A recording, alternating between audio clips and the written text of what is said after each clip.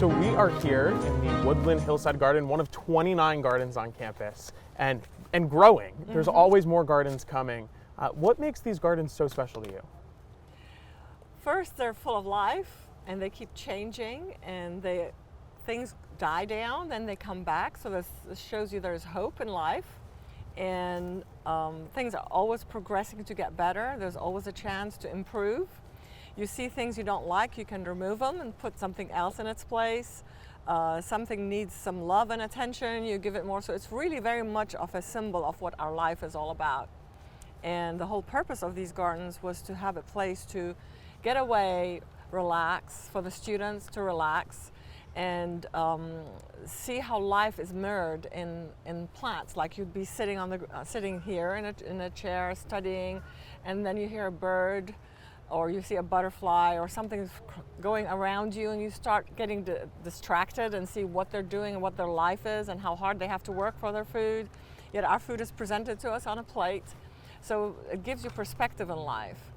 And also it helps with the beautification of our campus. Our campus was very sterile before, and my husband loves flowers, and he wanted flowers everywhere. So our landscape team started working hard on improving the landscape and making it very colorful. And then I said, why don't we do something that can improve our gardens, our landscape, and make it more educational? So we started with botanical gardens, and I thought I will experiment. We started with the first garden was the rose garden, and that was in front of the Smith Library. And I thought it's not going to succeed, but we said we'll start. We put 90 specimens, different roses in the garden, and Matt Mahoney was then the director of landscape. He helped me plant every single one of them, and we selected them together. And then within 6 months, they were all turning green. There were sticks in the ground, then they were turning green, and then soon they started blooming, and the scent from them was amazing. And when the students went in and out of the library, they could smell the beautiful scent and the beautiful flowers. And my husband said, yes, let's do it. Let's go do another garden. So I said, okay, it's time to form a committee and help me establish these gardens. And then we had beautiful trees all around campus. As you can see, they're very established, and they're a big variety of trees. And since we were building a lot of buildings, I thought, okay, we can now dedicate what we want, what kind of trees we want. So the committee helped me select what trees we wanted, and so that we will have a variety of them. And the same thing happened with the gardens. They helped me with that. And to be a botanical garden, you have to have a directive map on where everything is. You have to have botanical names for every plant. There should be a variety of them. And then you have to record it in a book or some kind of document. And we started one garden at a time.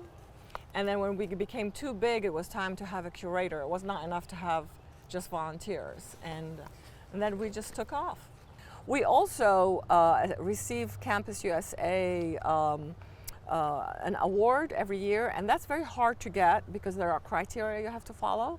And we've done it for 14 years, nonstop. Even during COVID, we did it. And that's a lot of work on our curator because they have to follow these guidelines, and then they have to apply an application, make an application, and it's a lot of rigorous work to get it done. There aren't that many in this community, in this area, that have it, maybe 5 in this area that have that, especially colleges. Sometimes cities do it, but this is for colleges. And you have to have, the criteria are to have a program to maintain your trees, if they're diseased, how you watch for them, how much money you spend on them to make them better, and to have an Arbor Days one, to have tours on your campus for people to come and look around, and to have lectures about what's going on with our nature gardens here. So you even helped plant those first flowers Oh, yeah. in that rose garden. I used to, when I was younger, I used to plant all these plants with them. Did you ever imagine you would have a whole team helping plant them on campus, and we would now have 29 gardens, over 700 species of trees? At that point, I didn't think we would, but yes, it was time to have that. We needed that. And we had a lot of students volunteer, and we have some people from the community as well volunteer too. Yeah, and that's, I mean, one of the great parts about the garden. Just today, there was a group of community members getting tours of the gardens. And so it's not just for students, but also the community. Oh yeah, it's a place for everyone. It's our staff, our faculty, our students, our community. Sometimes school children come and they learn about everything from how plants grow and how they propagate. And so it's really a nice thing to have here in High Point, and especially at our university. And, you know, I always think about the fact that people walk on campus and they just say, wow, and the gardens are a part of it. But if you went to a lot of other college campuses, students would probably just walk right through all of this. But Yes. here they don't. No. Why? What makes our students Because different? first of all, everything is labeled. So if you're interested, so most people are not interested in the names of plants, but some people, something catches their eye and they look at it. Then we also put quotes in every garden that will grab your eye and will grab your attention, and it will make you think and ponder about what this quote is and how it affected your life. Then every garden has some kind of a sculpture. Now this one is a sculpture garden, so we have a lot of sculptures. A lot of the other gardens have one item that will make you look at it, or a water feature or something, or we have benches in every garden where people can just sit and study. And during COVID, that was perfect because students needed to get out, and that was a good place for them to go. Oh, absolutely. And it's gorgeous when you can come out on a day like today and just Yes. sit here and take in Yes. the scenery. What I know the rose garden is your favorite garden. Yes. What are some of the other ones you love, and why? I love the knot garden because it's two different kinds of plants. It's the green, it's like a kind of a boxwood, but that's not the exact name. And then in the summer, it's an impatient plant, and in the winter, it's a pansy. And we have to buy thousands of those little plants and put them in there, and then they make one whole image. And the image is a reflection of the image of the Wren building window that's over the door, and it's like a stained glass window. And it's like a knot. This is what a knot garden is. The plants make a scene together when they merge together. And then we have something similar to that in the waterfall garden, where the bushes make a kind of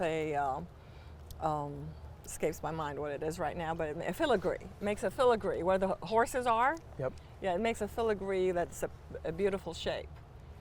You can never go wrong. And now we have a beautiful conservatory Oh, with yeah. even more plants. Yes, that was very important to have, because that gives our students a chance to see plants they will not ever see unless they go to South Africa or the tropics or South America. And these are all tropical and subtropical plants, and they also have a chance for the students to propagate these plants and learn about what's around the world.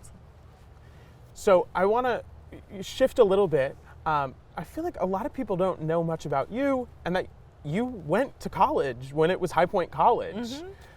Take us back to your college days. How'd you end up at High Point College at that time?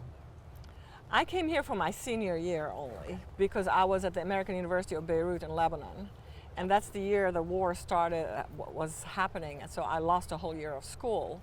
And I had met my husband then. He was my fiance then. Met him overseas, and he was saying, just come see High Point. You will love High Point College. It's a small school, and you can finish your degree there, because I was a pre-med at that time. And you can finish your degree, and then you can move on and go to medical school or whatever you wanted to do. So I said, okay, I would come, and I came here and I finished my degree, and then I didn't go to med school. His life was so busy, he was traveling a lot, so I just traveled with him.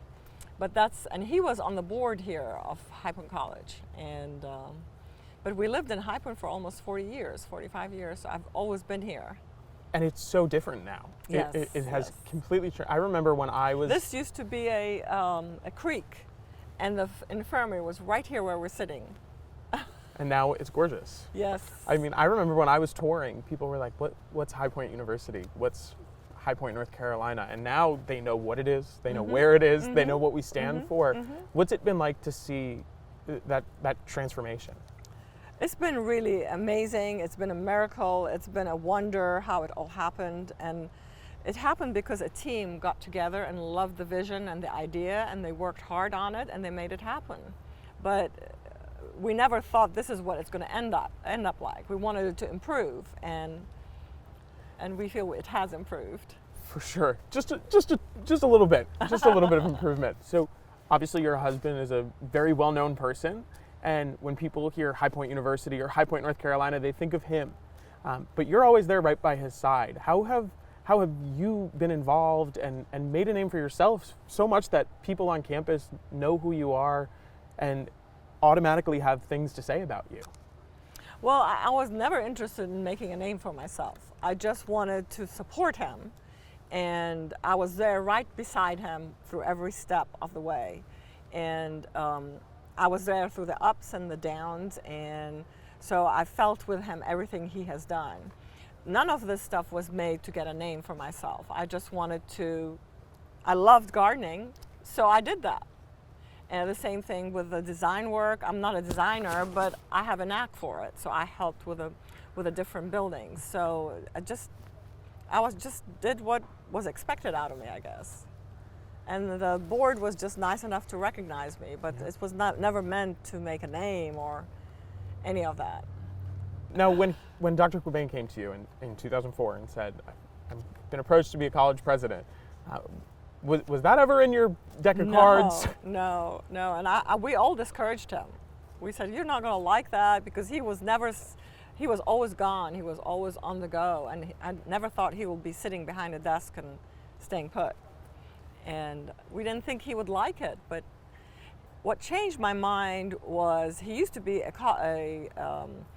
camp counselor, and he loved kids. I can see him with my own children, my grandkids.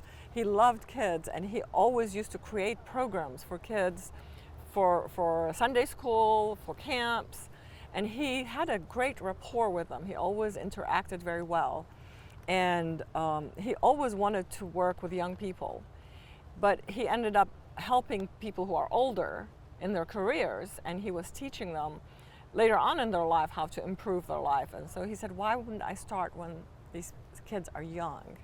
And he proved us all wrong. That's wild. I never knew you had this courage, Jim. Could you imagine if he didn't take the position, where things would be today? It would have been still very good, but he focused all his energy and all his talent and something very productive, and it multiplied a billion times. Not in monetarily, but in helping others.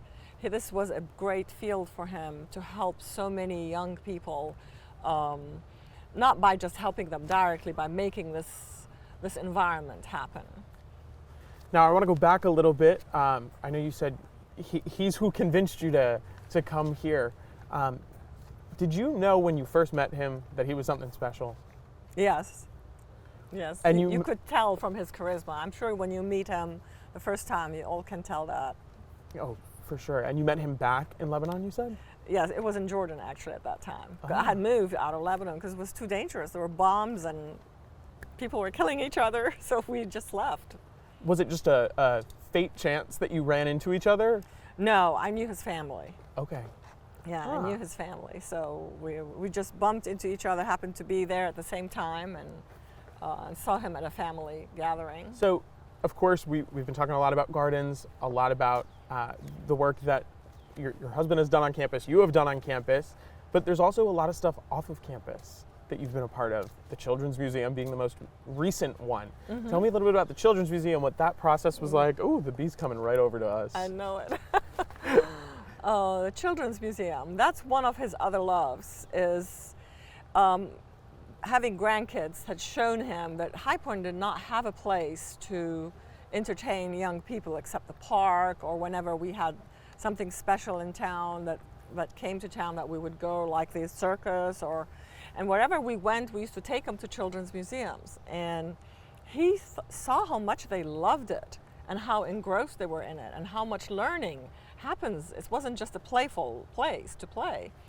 So he had been tossing that in his head for a long time. And then when he was involved in the downtown project, he said it's not enough just to do a ballpark. We need to do more than that. We have to entertain the adults, entertain the kids, have a place to attract other people to come, like a hotel, and have a convention center. And so he followed through with that. And he had a lot of people help him to make this happen. And now the Children's Museum's won awards. It's been sold out almost every weekend since it's opened. It's always so busy. It's so wonderful to see that. The kids are not tired of it. My grandkids keep wanting to go. To them, it's such a treat to go. It is a special place, to say the least. Thank you. And then on top of that, shortly before that, the arena opened. Yes. Can you tell me a little bit about your involvement with that and what that process was like? I was involved in it just like with any other building that we house, like the communication building. I was very involved in that. I was very involved in the Wilson School lobby and entryway and the boardroom. I was involved in the Wannick Center, where it was not just a classroom. I was not involved in the classroom parts, but in the library, the Learning Commons. So I was very involved in the arena with the hotel, and my husband knew exactly what he wanted it to look like. So he was very involved in it. He was more involved than I was. He knew how he wanted the staircase. It was like he was an architect, but he didn't know how to build it, you know? But he knew how to envision it. He knew how the end result would be. And I knew exactly what he wanted it to look like on the inside. So I worked with the designers, and it was a long process, and then COVID came and stopped us, and then we had to start all over again. So I asked a couple people around campus to describe you in a word, and I have a list of words that some people gave me for you. And I want to hear what if you ever thought that these are the words that people would use when they heard your name. So, imaginative, dedicated, generous, kind, thoughtful, intentional, and a visionary. Those are just some of the words that people use to describe you. Did you ever think that those would be the words people would think of? No, but that is so sweet. Thank you. Thank everybody. I like that. Now, most first ladies of a university campus are somewhat involved, but you are very involved. What makes this place so special to you? Well, we became involved in this, for me, at the perfect time, because I had 4 children, and when you have kids, I was very much hands-on because my husband traveled a lot.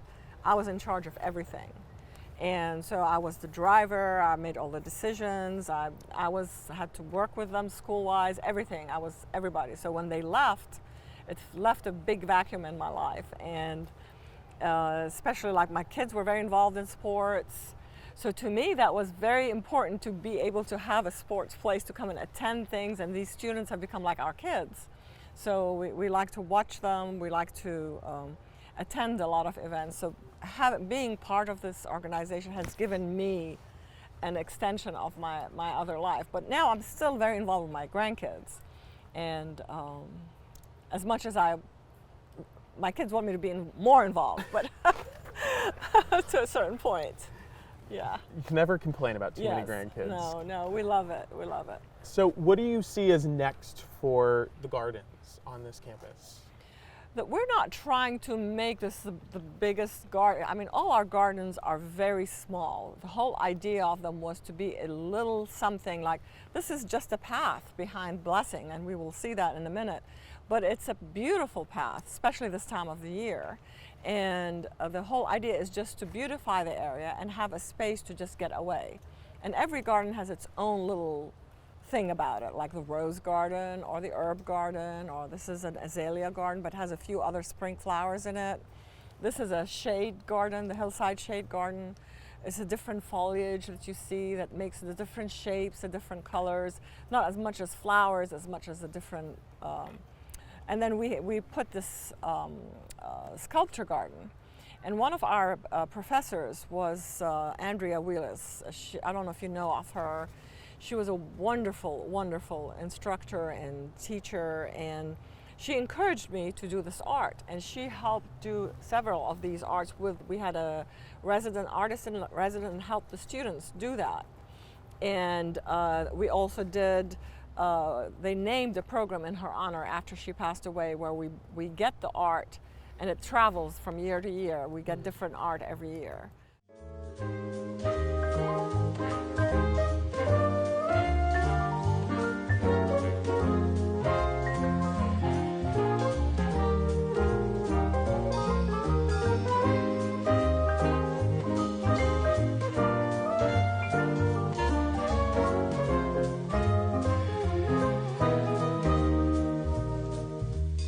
So this is the azalea path, right? Mm-hmm. Yes, and it runs behind one of our dorms, the Blessing dorm, and it was created to house azaleas at first, but then we made it more into a wandering path, and we planted other interesting plants that bloom around that same time, like this viburnum. It looks like a hydrangea, but it blooms now in the spring, and it's just a beautiful specimen for cut flowers, and there's so many of them on campus. But the azaleas, originally, this was the 4th garden we had started. And we didn't have a lot of money to invest in plants, so we had someone donate a lot of the azaleas first for us. They donated 50, but we have more than 50, of course, now. And so they donated a lot of azaleas. And these azaleas are the only bloom in the spring. So we wanted color other times of the year. So we got a different kind of azalea to integrate with it. So we have them, as you can see, all these azaleas. This is a quince plant. This has just finished blooming, but it's a red, very beautiful plant. And then in the summer, in the fall, it has this beautiful plant that looks like a big acorn. Huh. It's really pretty to see, like a pomegranate. It looks like a pomegranate. But as you can see, this azalea has not bloomed yet, so they bloom at different times of the year according to their variety. And we have lots of different varieties, different colors. We had a lot of daffodils, obviously, as you can see, but now they finished blooming. And a lot of different kinds of trees, like this maple. This bush is a mahonia. This is a dogwood, which finished blooming already.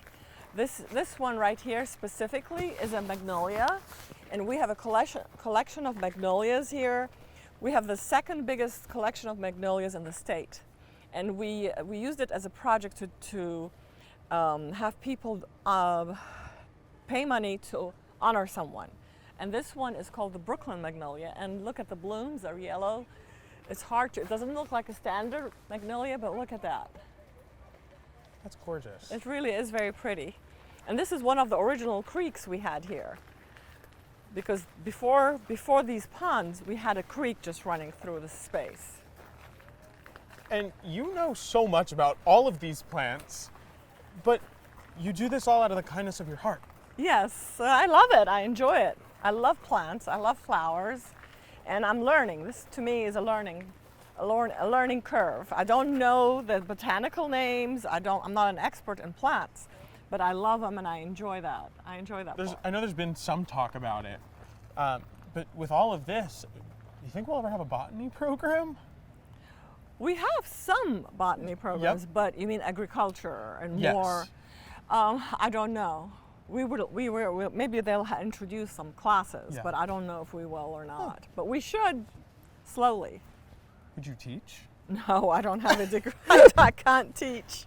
No, I can volunteer. That's all I can There you do. go. But we have plenty of teachers who can teach, and we have wonderful committee that has a lot of experience that helps us and guides us through the project, and that's why we hire curators who know what they're doing, and they can bring the variety of these. There's no way I can tell how the different kinds of hydrangeas or azaleas or plants, but they do because they studied that. And there's no way I would know all that. I would see what you would see in the nursery program. Yeah. And then we have all these beautiful sayings all over our campus in the gardens, which are, and I had the students, our English department, submit different quotes that have to do with the gardens, and then we selected the ones that apply to each garden. There's another one there. I think that belonged to this one. But they, oh, like this has to do with April showers. I mean, by William Shakespeare. It's gorgeous. Now, Yes. you do all of this work, but you have to have time to relax, or is this relaxing? Is this your hobby? And this is one of my hobbies. Yes, it is relaxing, but it's demanding too. And gardening, you have to keep on doing it. So I have a lot of people who are now in charge taking over, because I obviously cannot take care of it. And you have to have professionals who know what they're doing. But I like to garden. That's one of my hobbies. I relax. Ever since my kids were young, I always worked on a garden in their schools. So it wasn't just here. And they would tell me, why do you like to play in the dirt? I said, I'm not playing. I'm digging in the dirt. It's very relaxing and they're very rewarding when you plant something and it grows and becomes bigger and then produces fruit or flowers or something beautiful. Even just oxygen. Yes, that's right. Now, what's next for you? Do you see yourself doing anything else big? Just teaching my grandchildren to love this, and some of them have an interest and some don't. Just trying to enjoy life as it is right now. I mean, we've worked very hard in our life. My husband has, and I've been there with him, worked very hard raising our kids, and everything we do takes a lot of energy. So sometimes it's time just to relax and learn, keep learning. Like my husband says, you have to spend some time learning. Thank you so much for your time. Thank you Oh, for all you're you do with the welcome. gardens. They're I appreciate absolutely it. gorgeous. Thank you. I'm And, glad you appreciate them. They're gorgeous. Not How many could you young not? people appreciate them. They're gorgeous. They are absolutely gorgeous. And I think by some of the words that people use to describe you, Oh, that was you very can see sweet. how appreciated everything that you do And is it's nice to appreciated. subject people, just like my husband put classical music in the international program. You would have never listened to classical music unless you played. Yeah. But this forced you to learn to listen to it. You may not have liked it, but you listen to it. Same thing with the gardens. You may not be interested in gardening, but at least you know there are different kinds of plants and etc. Thank you for having me. No problem. This Thank was you. wonderful.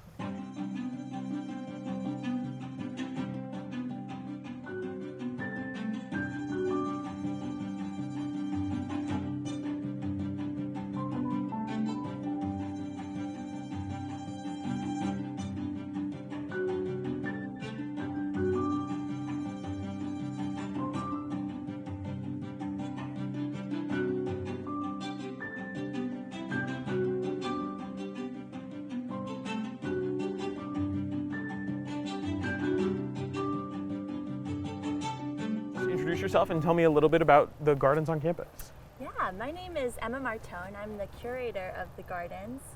And the gardens here at HPU mean specifically the 29 different gardens that are scattered kind of all throughout campus in different nooks and crannies. Sometimes where you least expect them, you'll come across a beautiful garden. But we really like to view the whole campus as part of this one fabric of this environment that's inspirational or peaceful, that's green and lush and beautiful, because it really impacts how we all feel. So tell me a little bit about this garden that we're in right now. So this is the sculpture garden. There are some beautiful sculpture pieces. Some have been made by students, like this one called Earthly Ripples. There's others, the Portal to Knowledge and Drive, which some are made by professionals, others by with the help of students. One thing I love about gardens is they're always evolving and changing. So in this one, we're going to be planting in just a couple weeks here, plants all around. So this sculpture is going to evolve a little bit as we allow it to grow with the land. And that's just what plants do. It's kind of a living art. So sculptures work really well with gardens for that reason. Yeah, it's just like a part of it now. You know, the sculptures have just become part of the fabric, it feels Yeah, like. that's what we're trying to do. We're trying to make this environment where the sculptures are just seated within their space and that they feel like they belong there, that you wouldn't know there's a separation. And the plants really make that happen. There's some really gorgeous showstoppers in here, like this rhododendron, orange ember. But then there's some more subtle ones too. This one's probably recognizable to a lot of people because it's the North Carolina state flower. This is Acornus florida, or the flowering dogwood, and it just has these beautiful white flowers in early spring. It's a native tree that's beloved by all sorts of wildlife and by people too, because it's just so beautiful.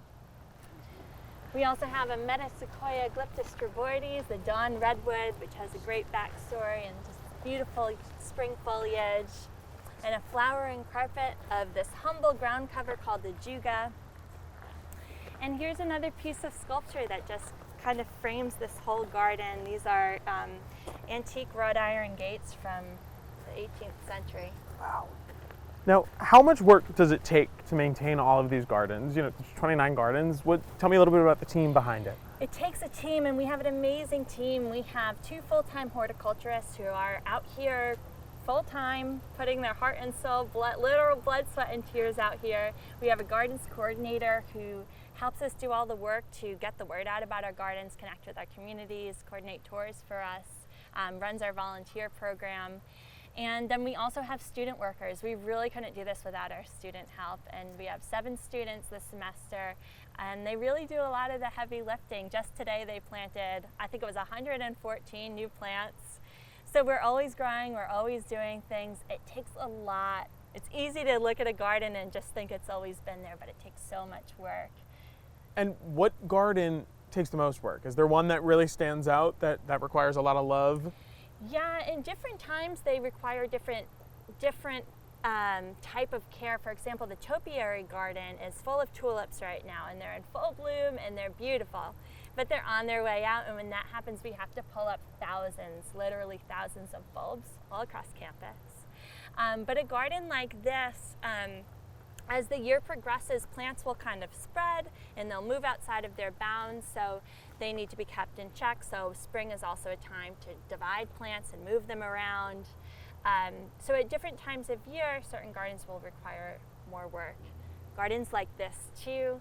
This one has some soil issues, so we're doing things like soil remediation, and that's a different type of work, but it's also really labor intensive. So we're feeding the soil, there's a lot of mulch, compost, organic matter that we're putting in to fix things. So just a lot of different aspects of gardening.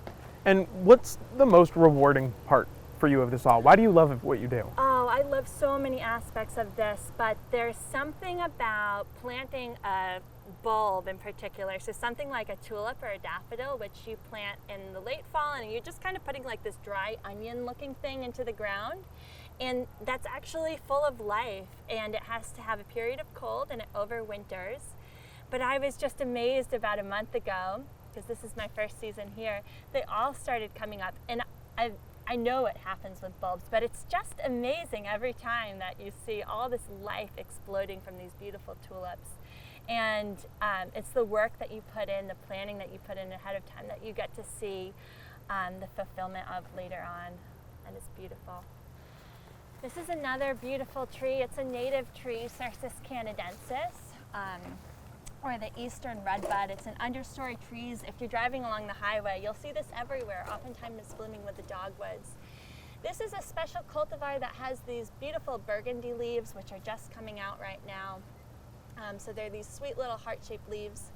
And a fun fact about this tree is that the flowers are edible, and I'll often walk through the garden and just have a little snack. That's so cool. Yeah. And this is one of 700 plus different species of trees on campus, right? 700 plus different species on campus. There's probably even more that doesn't count the subshrubs and the tree-like shrubs. All told, there's probably thousands of different name varieties, so different genus, species, and cultivars. And that's part of what being a botanical garden is all about, is having this biodiversity, and we also want to have a good percentage of those plants be native plants so that we're supporting wildlife. You'll see a lot of wildlife on campus too, and planting native plants is part of what makes that happen, that supports their life cycles. So amongst that great biodiversity that we have, we also include a lot of our native plants that are from North Carolina, and that just supports the whole ecosystem. And for the 14th consecutive year now, we've been named a tree campus. What goes into that? Yeah, we're really proud of our tree campus designation. There's a lot that goes into it. We have to have a special committee that advises on our tree campus, higher education. And a couple of things you have to have is dedicated expenditures that show that you are specifically taking care of your trees. You also have to have a tree management plan, so we have to know what are the different activities we have to do, whether it's fertilizing or enriching the soil or doing pruning practices that keep trees healthy. And when you have over 700 different varieties and hundreds and if not thousands of trees throughout campus, that's a lot of work. We also have to have student engagement, so we have to involve students in engaging with the natural landscape and taking care of the trees. So it's a holistic program that really wants to engage the student body, but also ensure that proper practices are happening so that stewardship of the environment is happening too. These gardens mean so much to me because I've always loved plants. I was one of those outdoorsy kids, but plants are life. I mean, it's not an overstatement to say that. They give us our food, they filter our water, they provide us oxygen, they provide us medicine. And apart from that, they do it with a smile because plants are gorgeous and they create these environments that make you feel something, either joyful or peaceful. And so stewarding this environment where these whole gardens were made to serve students, to serve the community, to be there for people. So to be able to take care of these and know that even if people don't realize it might, as they're walking through, it's lowering their heart rate, it's making them feel more calm, it might provide a moment of inspiration. So it's kind of a subtle art, but to be able to take care of these gardens means that I'm impacting a lot of people in different ways. HPU gardens are a little bit different because they're kind of unexpected. You don't always know when you're walking around. You might turn a corner and see a beautiful garden, and I think that's a surprising aspect.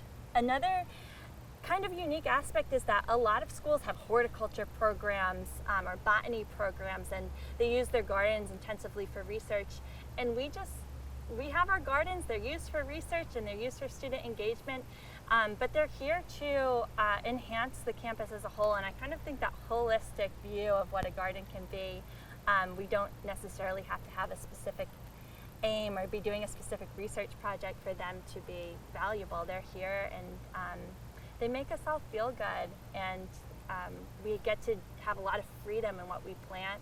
And we have a whole range of different plants that do different things, whether it's for the biodiversity and ecosystem services or things that are just beautiful, and we want them because they're beautiful.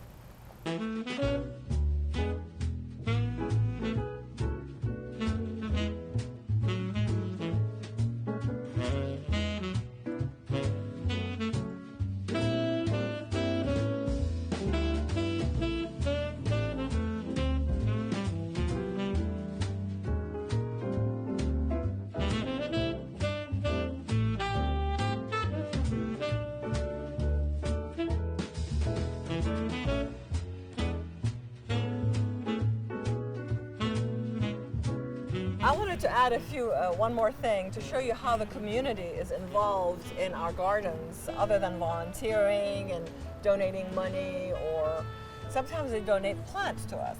So these two big trees behind me, these are American chestnuts. They're hybrids. And that when we got them, they were this small. They were tiny little saplings, and that was about 15 years ago by the Fletchers, Van and Molly Fletcher. We planted them right here, and this is part of a project to bring back the Chinese chestnuts that, you know what chestnuts are, yeah. That have been invaded by this blight. And this is a hybrid to try and get rid of this blight, and it's an experiment. But here are these trees, look how big they are. Every time I come here, I remember that kindness of these two people and they're still involved as volunteers, and they come and see our gardens and be part of our community. And they get to see their trees. Well, they forget about it. So I have to come and tell them to come and look at it. That's all I wanted to say. Awesome. Thank you.